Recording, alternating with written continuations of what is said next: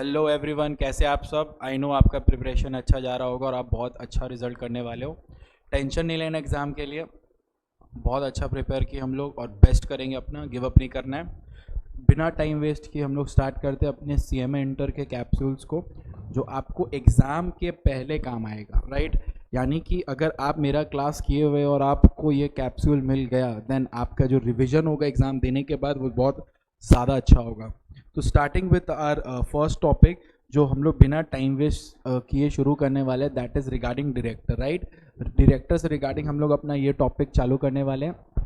Moving on, जब हम लोग डायरेक्टर पढ़े थे तो हम लोग उस पर पूरा कम से कम 3-4 क्लास लगाए थे, बट अभी जो है ये लगभग हम लोग को 25 मिनट्स में पूरा डायरेक्टर को कंप्लीट करना है। थोड़ा स्पीडी रहेंगे तो ध्यान से देखते हुए चलिए और फटाफट देखते हुए चलिए। सबसे पहला जो टॉपिक का नाम है दैट इज़ व्हाट, डायरेक्टर, ठीक है। कंसेप्ट का नाम क्या है, डायरेक्टर। ध्यान से समझिए, आपके पास 3 कैटेगरी ऑफ कंपनी है। Okay, let's move to the board. Okay, ready. ध्यान से समझते हुए चलिए, हम लोग जो टॉपिक स्टार्ट कर रहे हैं दैट इज डायरेक्टर। अपने पास 3 कैटेगरी ऑफ कंपनी होता है, OPC, private company and public company. बोलते हुए चलिए, OPC में मिनिमम डायरेक्टर 1, प्राइवेट कंपनी में मिनिमम डायरेक्टर 2, पब्लिक कंपनी में मिनिमम डायरेक्टर 3 और मैक्सिमम तीनों में कितना रहेगा सर, 15 15 15। यानी कि अगर फ्यूचर में कभी भी आपको इस 15 से ज़्यादा डायरेक्टर रखना तो आपको क्या पास करना पड़ता था, SR इन GM। यहाँ तक टॉपिक क्लियर है। नेक्स्ट अपने एक टॉपिक कवर किए थे वुमेन डायरेक्टर का। वुमेन डायरेक्टर का याद आ रहा है आपको, जहाँ पे आपने ये सीखा कि अपने को एटलीस्ट एक वुमेन डायरेक्टर रखना ही रखना है, एक वुमेन डायरेक्टर रखना ही रखना है। कब अपने को एक वुमेन डायरेक्टर कंपलसरी रखना है और किस कंपनी में रखना है सर, ध्यान से समझिए। अगर हम एक लिस्टेड कंपनी है तब मेरे को एक वुमेन डायरेक्टर रखना है। दूसरा, हम एक ऐसे अनलिस्टेड पब्लिक कंपनी, आप बोलते हुए चलिएगा, रिवाइज करते हुए चलिएगा, हम लोग एक ऐसे अनलिस्टेड पब्लिक कंपनी है, हम लोग एक ऐसे अनलिस्टेड पब्लिक कंपनी है जिसका paid up share capital 100 crore या उससे ज़्यादा हो, तो हम जैसे कंपनी को एटलीस्ट एक महिला डायरेक्टर रखना ही रखना है। उसी तरह अगर हम लोग एक ऐसे अनलिस्टेड पब्लिक कंपनी है जिसका टर्नओवर 300 करोड़ या उससे ज़्यादा है, तो हम लोगों को एक महिला डायरेक्टर रखना ही रखना है। Moving on to the next part, ध्यान से समझिए कि वुमेन डायरेक्टर है तो मूडी होगी, मूडी है यानी कि वो छोड़ देगी काम अगर कभी भी इंटरमिटेंट वैकेंसी हो रहा है। अब आप मत पूछिएगा सर इंटरमिटेंट वैकेंसी क्या होता है, ये नॉर्मल क्लास पे अपने डिस्कस करते हैं, बस अभी आपको सिंपल से समझना है, रिविजन है ये।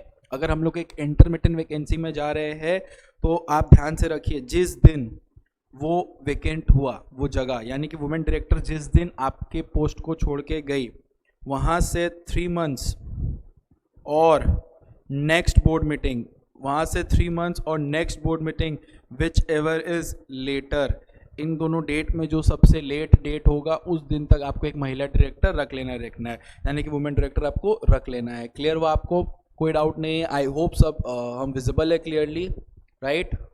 सिग्नल दीजिए, am I visible, okay fine. So उस समय आपको एक वुमेन डायरेक्टर रख लेना है। उसके बाद moving on to the next concept, that was a concept of independent director.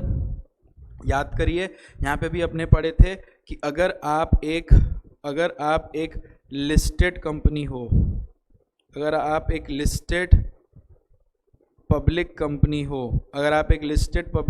हो, तो आपके कंपनी में 1/3 ऑफ टोटल डायरेक्टर, उस कंपनी के जो टोटल डायरेक्टर उसके 1/3, उस कंपनी के जो टोटल डायरेक्टर उसके 1/3 डायरेक्टर जो होने चाहिए वो क्या होने चाहिए बाबू, 1/3 जो टोटल डायरेक्टर होने चाहिए वो होने चाहिए इंडिपेंडेंट डायरेक्टर। उसके 1/3 जितना होने चाहिए वो क्या होने चाहिए, इंडिपेंडेंट डायरेक्टर। अगर आप एक अनलिस्टेड पब्लिक कंपनी में हो तो आप हर अनलिस्टेड पब्लिक कंपनी को इंडिपेंडेंट नहीं रखना।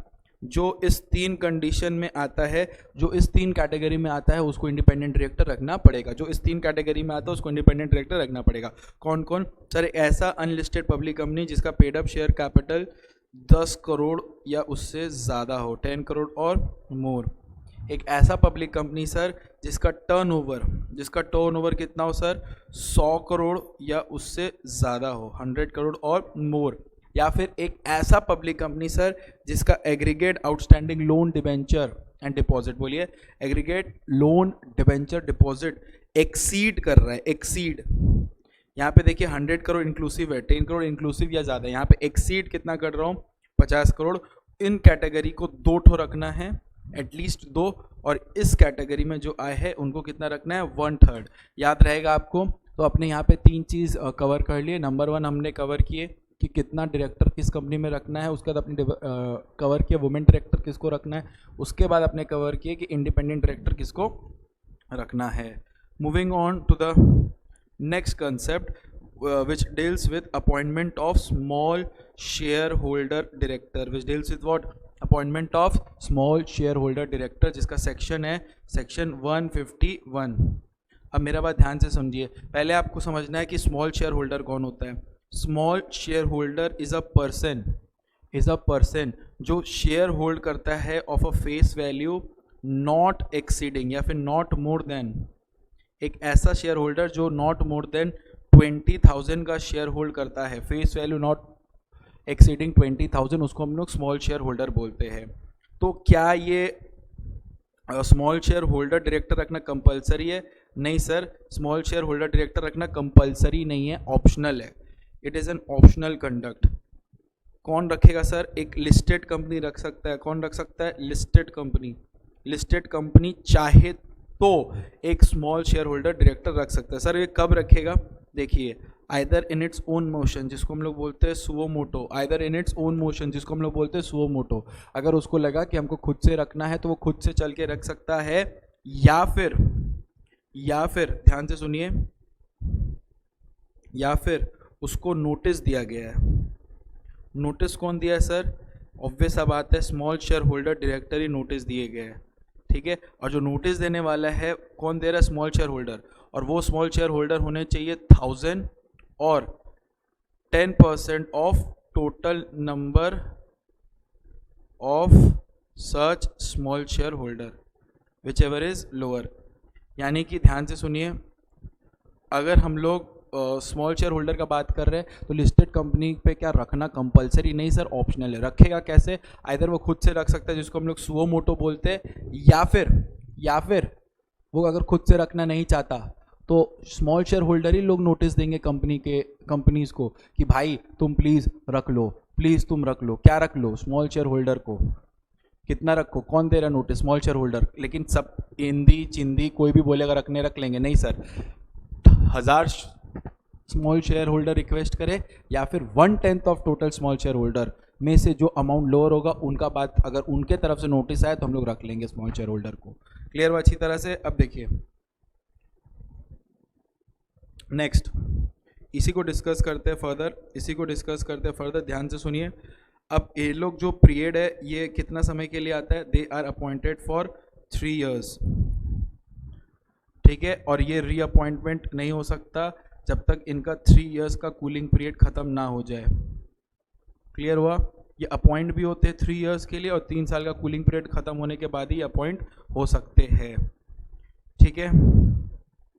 Small share holder more than 2 company से ज़्यादा नहीं हो सकते। Small share holder more than 2 company से ज़्यादा नहीं बन सकते। यानी कि अगर आप स्मॉल शेयर होल्डर डायरेक्टर बनना चाहते हो, आपको 2 ही कंपनी में आप एक बार में बन सकते हो, उससे ज़्यादा नहीं बन सकते। क्या हमने ये डिस्कस कर चुके हैं? अब अपने मूव करें इससे, अपने इसको बहुत अच्छा से डिस्कस कर लिए सर, अपने आप इससे मूव कर सकते हैं। अपने मूव करते हुए जाते हैं नेक्स्ट टॉपिक के लिए जो डील करता है section 152 which deals with first director.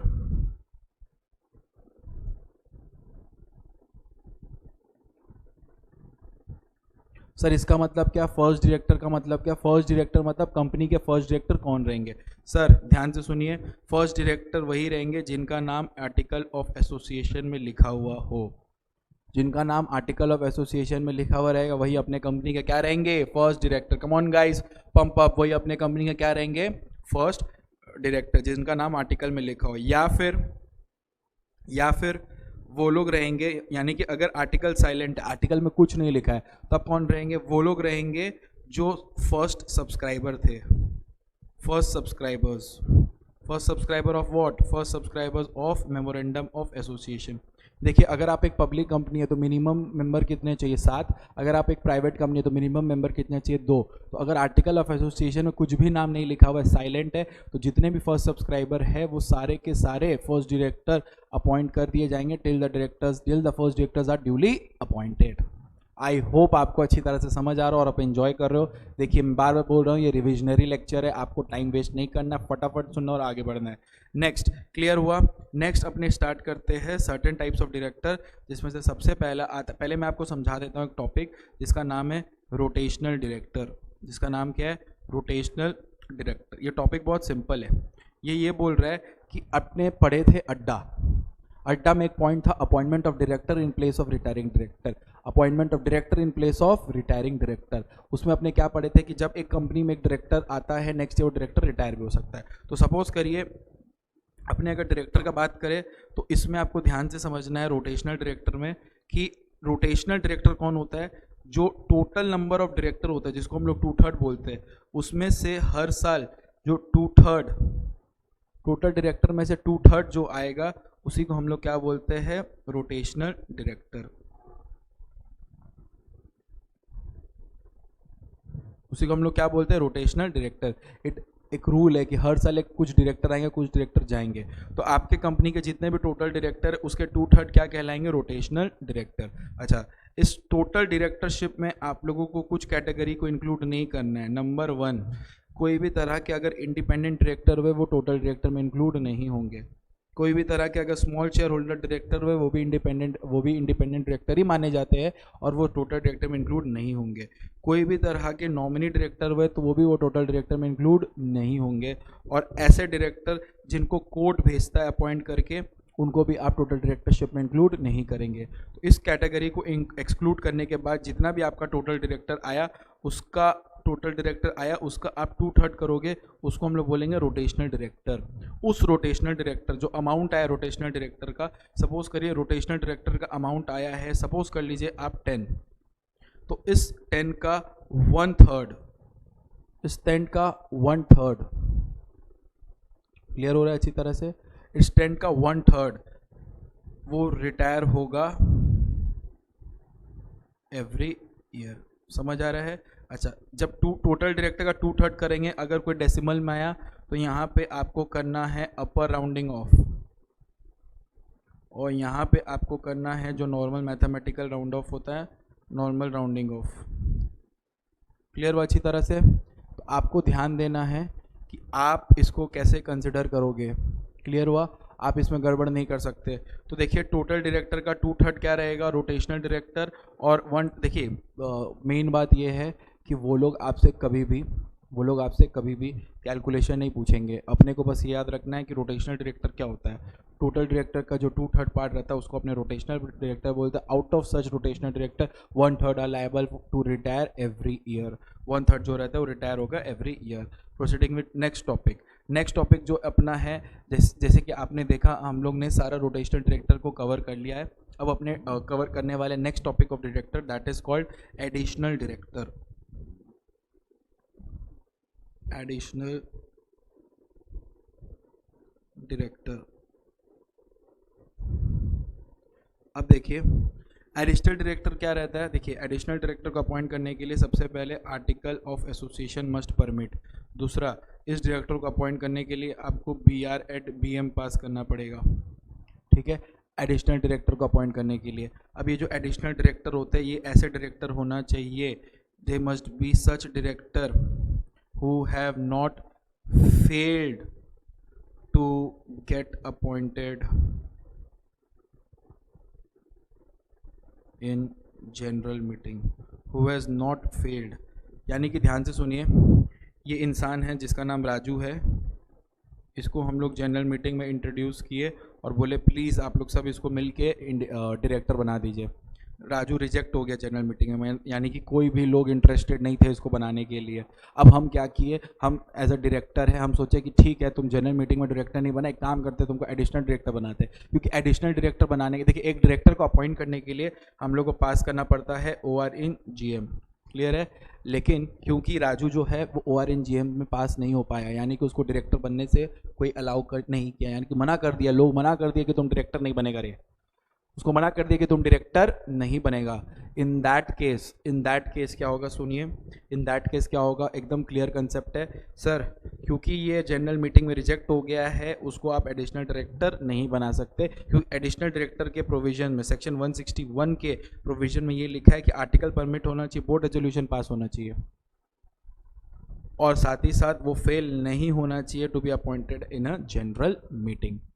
समझ आ रहा है? क्लासेस में इसको बहुत अच्छा से डिस्कस किया गया है, रिविजनरी लेक्चर है ताकि आप इसको रिकैप कर पाए और समझ पाए। चलिए, आई होप जितना तक आपको पढ़ाया आप एक बार वहाँ तक समझ गए हो। नेक्स्ट प्रोसीड करते हैं with other type of director, that is called alternative director. Alternative director आप कब अपॉइंट करते हो, ध्यान से सुनिए। Number 1, article of association must permit, either आप BR एट BM पास करके अपॉइंट करोगे और OR इन GM पास कर भी अपॉइंट कर सकते हो। अच्छा, आप ये ऑल्टरनेटिव डायरेक्टर मतलब किसी डायरेक्टर के बदले अगर आप अपॉइंट करोगे, किसी डायरेक्टर के बदले अगर आप किसी और डायरेक्टर को अपॉइंट करोगे तो उसको ऑल्टरनेट डायरेक्टर बोलते हैं। तो सर हम लोग कब किसी डायरेक्टर के बदले किसी और इंसान को डायरेक्टर के लिए अपॉइंट करेंगे, ध्यान से सुनिए। एक ऐसा डायरेक्टर जो इंडिया के बाहर है या इंडिया के बाहर रहेगा फॉर मिनिमम 3 मंथ्स या उससे ज़्यादा, तो उसके बिहाफ में आप एक डायरेक्टर को अपॉइंट कर सकते हैं, जिसको हम लोग बोल सकते हैं ऑल्टरनेटिव डायरेक्टर। और वो डायरेक्टर, क्योंकि नॉर्मल सपोज करिए एक कंपनी है A लिमिटेड, इस कंपनी का एक डायरेक्टर है अश्विन जो इंडिया के बाहर रहेगा फॉर मोर देन 4 मंथ्स, तो कंपनी चाहे तो अश्विन के बदले किसी और को ऑल्टरनेट डायरेक्टर अपॉइंट कर सकती है। और ये ऑल्टरनेट डायरेक्टर पोस्ट कब तक होल्ड करके रखेगा, जब तक अश्विन इंडिया में ना आ जाए।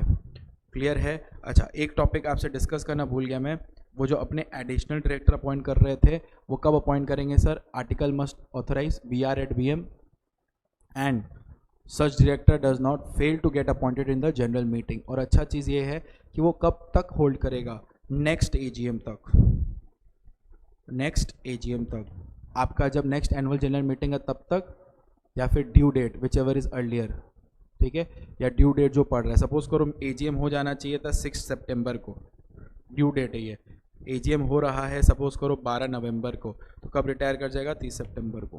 AGM हो जाना चाहिए, AGM का ड्यू डेट है 30 सितंबर को, AGM हो गया 12 जुलाई को, तो कब तक होल्ड करेगा, 12 जुलाई तक। क्लियर हुआ ये पूरा फंडा आप लोगों को? चलिए प्रोसीड करते हैं। सो मेरा बच्चा लोग यहाँ तक जितना पढ़े आप क्विक एक बार अपने दिमाग में रिकैप कर लीजिएगा, क्योंकि आप लोग को समझना बहुत ज़रूरी है कि अपने कहाँ तक किस एंगल में पढ़े। तो यहाँ तक अपने सारा मोर और लेस इंपॉर्टेंट टॉपिक्स को कवर किए। अब जो इंपॉर्टेंट टॉपिक्स और है that is called director identification number, जिसको हम लोग शॉर्ट फॉर्म में बोलते हैं डिन। डिन ना व्हाट इज़ डिन, ध्यान से सुनिए। डिन का मतलब होता है डायरेक्टर आइडेंटिफिकेशन नंबर। अगर किसी इंसान को, देखिए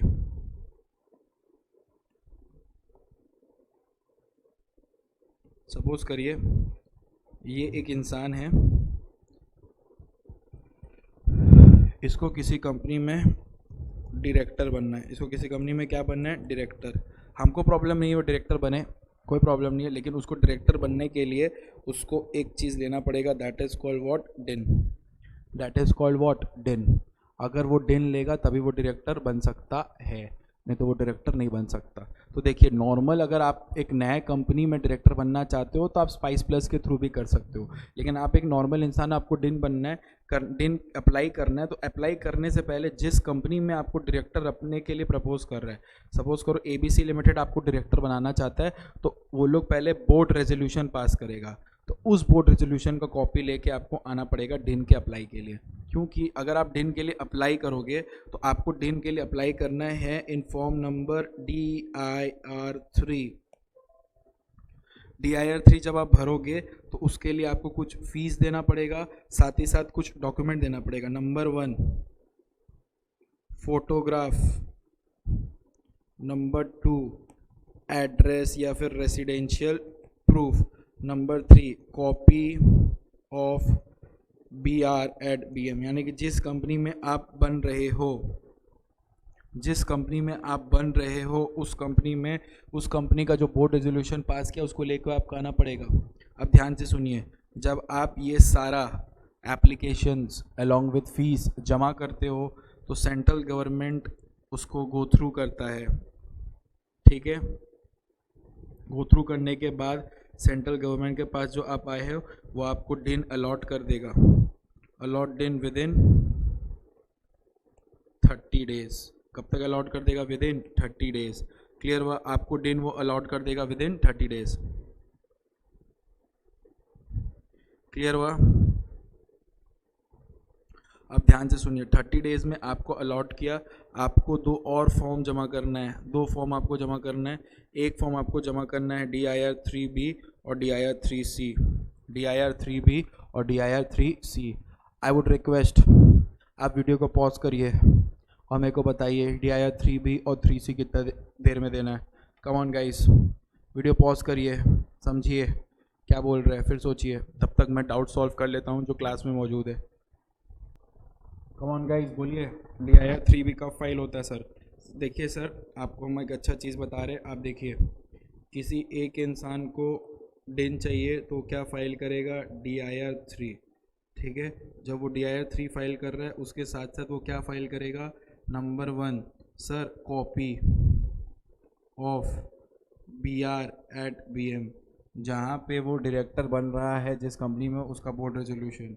दूसरा, वो अपना फ़ोटो।